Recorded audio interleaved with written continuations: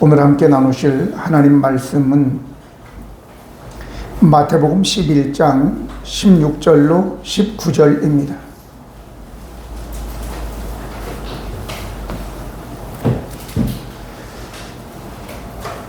이 세대를 무엇으로 비유할까? 비유하건대 아이들이 장터에 앉아 제 동물을 불러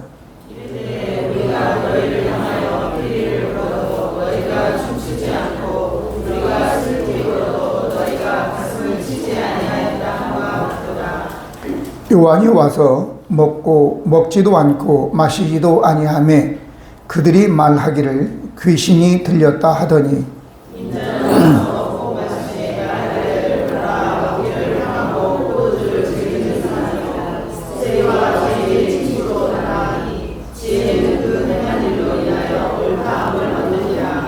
아멘. 무감각이라고 하면 자각하지 못하는 것을 말하겠죠. 어떤 질병은 몸에서 열이 나기도 하고 또 통증이 일어나기도 합니다. 몸이 이상이 있는데 열이 나지 않는다. 아픈데 통증이 없다. 사실은 그것이 문제인 것입니다. 열이 나고 통증이 나고 배가 너무 아프다라고 하면 너 지금 먹은 게 상한 것 먹었든지 아니면 안 먹어야 될 것을 먹은 거다. 어떤 것은 몸에 두드러기가 나죠. 알러지가 생기는데 이럴 때마다 우리는 병원에 가서 진료를 받고 약을 처방해서 빨리 그 문제를 해결하라고 하는 신호인 것입니다. 그런데 감각이 없다. 나는 아파도 아픈 것도 몰라. 나는 감기 걸려도 열도 안 나. 그게 문제죠. 그게 좋은지 나쁜지도 모르고 자랑하는 것은 어리석은 것입니다. 그래서 감각이 없다가 나중에 열어보면 닫아야 되는 그러한 일들이 일어나게 되지요. 제가 얘기했죠. 저기 온양에 우리 동료 목사님께서 목회하는데 젊은 집사님, 한 50대 중반 정도 되는 집사님이 그렇게 달리기를 좋아한대요. 시도 때도 없이 달린다고 그래요. 근데 어느 날 배가 아파서 여기 충무병원에 갔다가 그 주간에 주거 장례를 지냈어요. 열어보니까 이미 다 퍼져가지고 암이. 여러분, 자각 증상이 없는 것이 좋은 건 아니죠. 오늘 그런데 이 세대가 지금 옳고 그름에 대한 자각 증상이 없어요. 그래서 하나님께서 죄에 있다 하는 것을 괜찮다 그렇게 하면서 오히려 조장한단 말이죠. 예를 하나 들면 동성애 문제도 그렇습니다. 그건 성경이 분명히 죄다라고 얘기했음에도 불구하고 그걸 갖다가 성차별한다 이래가지고 그걸 하는 사람에 대해서 이제 오히려 더 차별을 하는 거죠. 그런데 우리가 그런 사람을 품는 거하고 죄를 아니라고 하는 거하고는 다른 문제죠.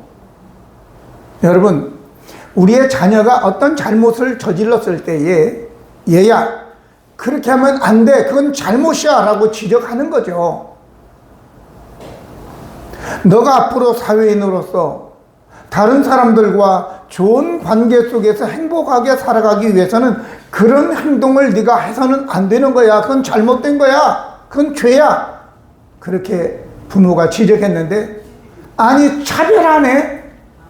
형하고 나하고 차별하네. 그렇게 하면 안 되죠. 그건 차별이 아니라 잘못된 것을 잘못했다고 지적하는 거지 그게 무슨 차별이에요.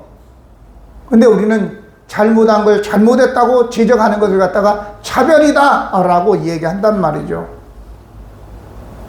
그게 많이 배운 사람들이 자꾸 논리를 이상하게 펴기 때문에 사람들은 그냥 혹세무민 한다고 그러죠. 그냥 그런가 보다, 맞네, 차별하는 거네, 이렇게 하는 거지만 그건 차별이 아니라 잘못된 것에 대한 지적이에요. 여러분, 우리가 잘못된 것을 잘못된 것이라고 하고 용서하고 받아들이는 거하고 그렇게 해도 괜찮아, 이거하고는 다른 차원이라는 것을 우리가 알아야 되죠. 오늘 그런데 성경에 이 세대를 무엇으로 비유할까? 이렇게 세대에 대해서 이야기합니다. 세대. 물론 세대라고 하는 것은 한 3가지 의미가 있더라고요. 우리가 아는 세대는 영어로는 generation입니다. 그래서 나하고 우리 혜림이하고 한 세대입니다. 30년. 혜림이하고 또 우리 은소하고 한 세대. 그 나와 은소는 3세대가 되는 거죠. 이렇게 세대는 30년으로 우리가 보통 나눈 것을 세대라 이렇게 이야기합니다. 한 세대는 가고 다음 세대가 오되 이 땅은 영원히 있도다라고 할 때 그 세대, 그는 중립적으로 좋고 나쁘고가 없는 거예요. 또 하나는 세대, 그러면 이 세상을 이야기하기도 합니다. 그런데 오늘 여기에서 이야기하는 이 세대는 세태, 이 시대를 이야기하는 거죠. 지금 이 시대가, 이 세태가 뭘로 비유하지? 이렇게 이야기하는 겁니다. 그런데 오늘 이 본문에서 이 세대라고 할 때는 부정적 의미로서 주님 말씀하시는 거예요. 근데 성경에서 세대를 이야기할 때 예수님께서 거의 부정적으로 많이 쓰셨더라고요. 마태복음 10장 45절에 이 악한 세대가 또한 이렇게 되리라, 악한 세대, 이렇게 얘기합니다. 또 마태복음 17장 17절에 믿음이 없고 폐역한 세대다, 이렇게 말씀하기도 하고, 바울도 로마서 12장 2절에 이 세대를 본받지 말고 라고 얘기합니다. 그건 이 세태, 이 세상을 본받지 말라라고 얘기합니다. 이 바울도 역시 갈라디아서 1장 4절에 이 악한 세대에서 우리를 건지시려고 우리의 죄를 대속하기 위하여 자기의 몸을 주셨다, 이렇게 이야기를 하고 있는 것입니다. 그래서 이 세대라고 하는 것은 이 세태를 이야기하는 것이다 라고 하는 겁니다. 그런데 여기에 이 무감각한 사람들, 그건 진짜 감각이 없을까? 그런데 감각이 없는 채 하는 거겠죠. 여기에 이 세대를 무엇으로 비유할까? 비유하건대 아이들이 장터에 앉아 제 동물을 불러 이르되 우리가 너희를 향하여 피리를 불어도 너희가 춤추지 않고 우리가 슬피 울어도 너희가 가슴을 치지 아니하였담과 같도다 라고 얘기하고 있습니다. 장터라고 하는 것은 사람들이 많이 모이는 큰 이제 광장 같은 것을 얘기하는 것이죠. 아이들이 거기에서 놀이를 하는 겁니다. 2패로 나누어 가지고 이제 우리가 피리를 부르면 너희들이 춤을 추어라. 그래서 춤을 추는 거예요. 그리고 우리가 아이고 하면 너희들은 가슴을 쳐라. 이게 뭐냐? 혼인 놀이, 장례 놀이를 하는 거죠. 그렇게 약속을 했는데 피리를 부는데도 춤을 추지 않네? 멍하니 가만히 있고, 아이고 하는데도 가슴도 치지 않네? 이게 어떻게 된 거냐? 지금 예수님께서 그렇게 저희들에게 반문하는데 바로 이 세대가 지금 그런 세대이다라고 하는 것입니다. 이게 무슨 뜻이냐 갑자기? 이거는 바로 세례 요한이 헤롯 안디바에 잡혀서 그의 잘못을 지적하다가 잡혀서 목베임을 당해서 죽습니다. 거기에 대해서도 아무런 반응이 없는 겁니다. 잘못됐다고 얘기해야 되는데 반응이 없어요. 그런데 여기에 피리를 불어도 이것은 혼인 예식인데 예수 그리스도께서 오셔서 지금 혼인집에 신랑으로 오셨는데 아무도 즐거워지도 않고 춤추지도 않는 거예요. 반기지 않는다라고 하는 것이죠. 금요일날 잠깐 언급을 했지만 그 시대는 로마의 군사력과 헬라의 문화나 철학이 판을 치던 시대입니다. 그러므로 바울이 저 아덴에 가서 복음을 전할 때에도 새로운 것 말고는 자기들끼리 뭐 토론하고 논쟁하고 하지도 않았다 이렇게 나오죠. 그 철학자들이 뭔가 철학이라고 하는 그런 용어를 쓰고 뭐 새로운 말을 쓰고 뭐 아는 체하고 잘난 체하고 이런 것에만 관심이 있었던 저희들은 예수 그리스도께서 하늘나라의 비밀에 대해서 복음에 대해서 영원한 것에 대해서 얘기를 해도 전혀 귀를 기울이지 않는 거예요. 무감각한 세대. 근데 과연 저들이 영적으로는 무감각했지만 다른 것은 어땠을까? 다른 것은 아닙니다. 그들은 다른 것에 대해서는 굉장히 예민한 감각을 가지고 있었던 것입니다. 그들은 눈으로 보는 것, 냄새 맡는 것, 듣는 것, 만지는 것, 맛보는 것, 이런 오감에 의한 것들로 굉장히 예민해 있었어.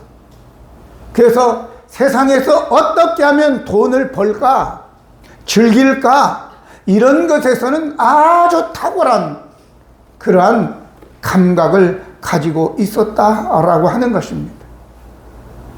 오늘 저와 여러분, 우리는 세상에 대해서는 좀 둔해도 영적인 것에 대해서, 하나님에 대해서, 죄에 대해서는 예민한 자들이 되기를 예수님의 이름으로 축복합니다. 젊은이들도 지금 나도 살피고 내 주위의 이웃도 기억하고 영역을 좀 넓혀서 나라와 민족도 생각할 줄 아는 그러한 젊은이들이 많이 있었으면 좋겠습니다. 우리 청년들도 마찬가지입니다.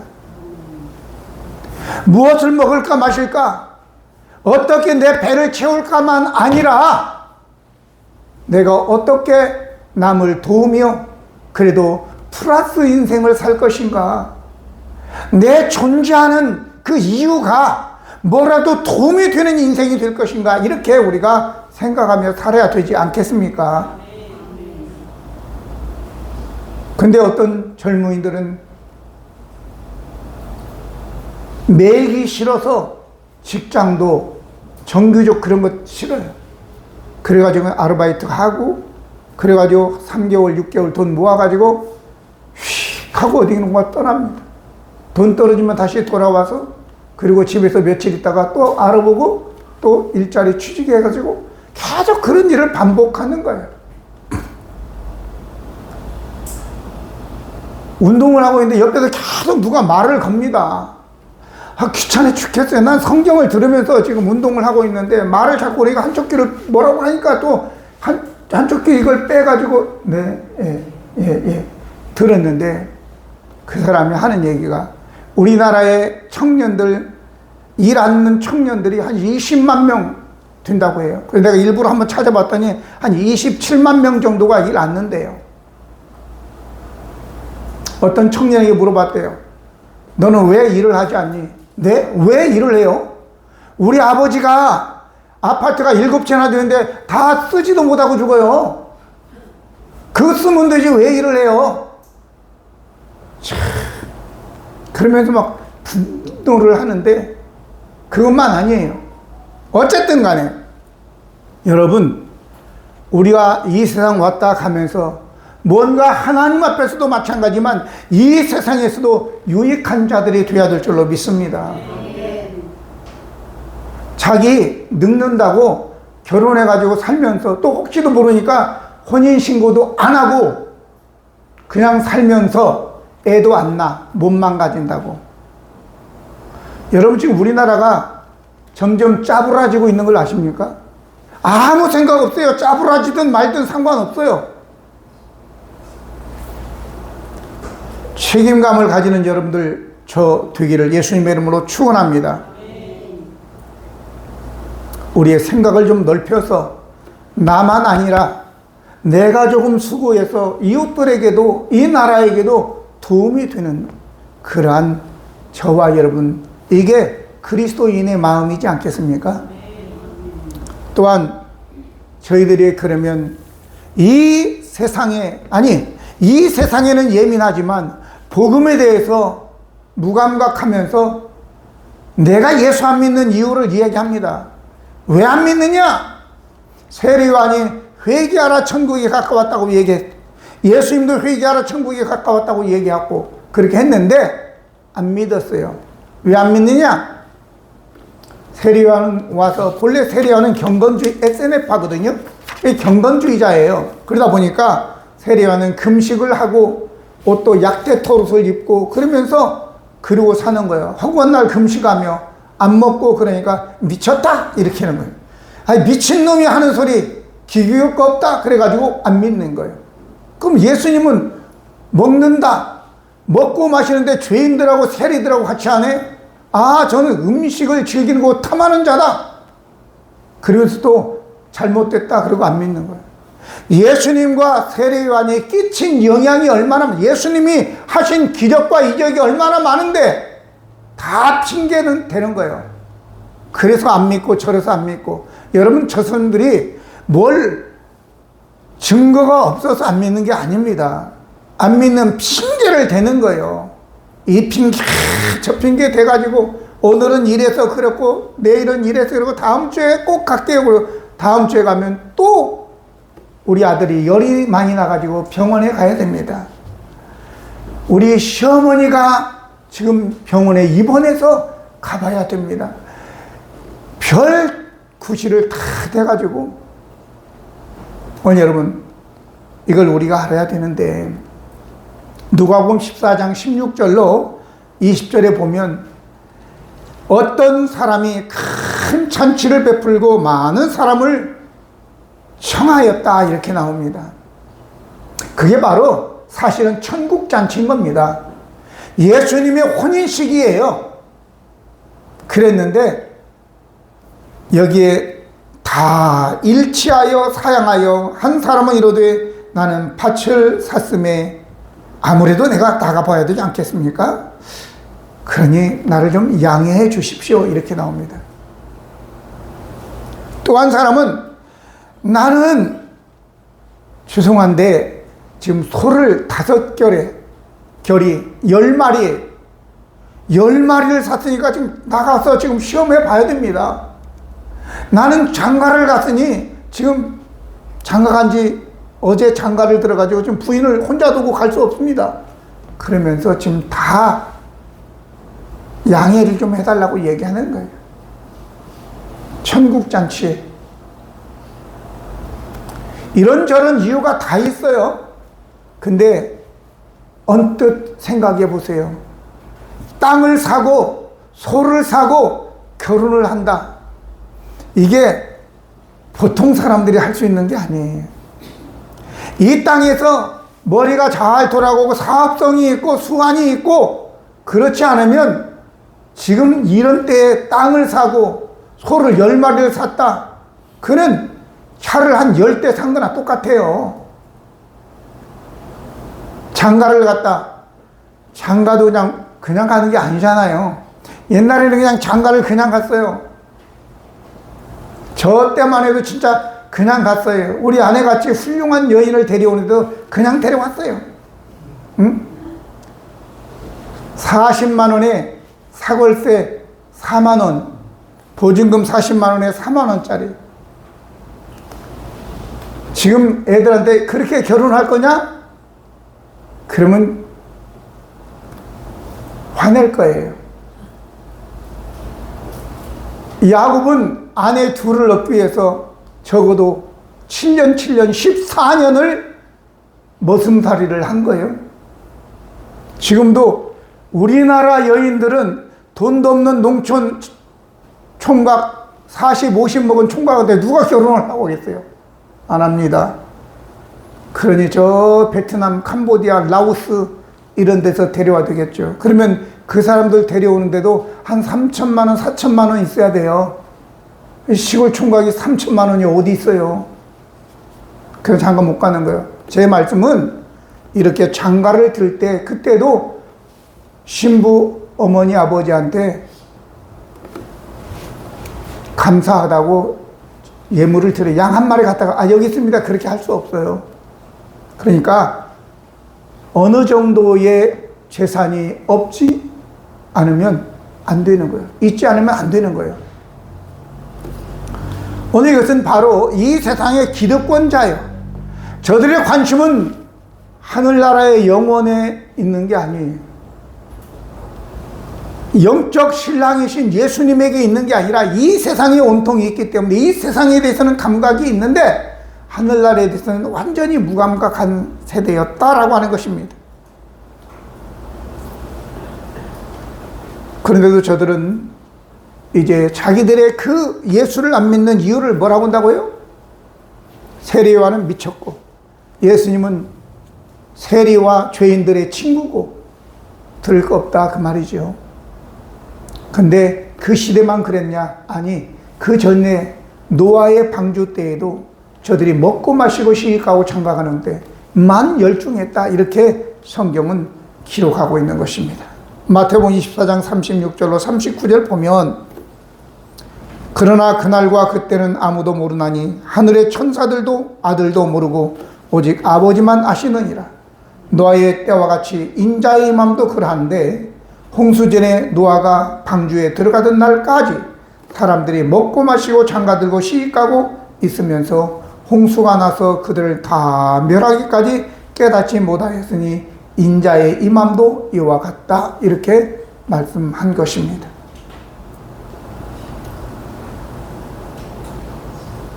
소돔과 고모라의 멸망 당시에도 하나님의 경고를 받은 롯이 자기의 두 딸과 정언한 그 두 사위들에게 하나님께서 이 소돔과 고모라를 유황불로 심판하신다고 하니 우리 빨리 이곳에서 같이 나가자 그러니까 자기 장인 어른의 하는 말씀을 농담으로 여겼다 이렇게 얘기하고 있습니다. 그러면 우리가 기억해야 될 것은 이러한 복음의 초청에 응하지 않은 무감각한 자들의 결과는 어떻게 될까? 결과는 24절 누가복음 14장 24절에 보니까 내가 너희에게 말하노니 전에 청하였던 그 사람들은 하나도 내 잔치를 맛보지 못하리라 하였다 하시니라 라고 얘기하고 있습니다. 결국 예수님의 그 혼인 잔치에 초대를 했는데 응하지 않았던 사람들은 다 잔치에 결국 끝날 때까지 참여할 수 없었다라고 하는 것입니다.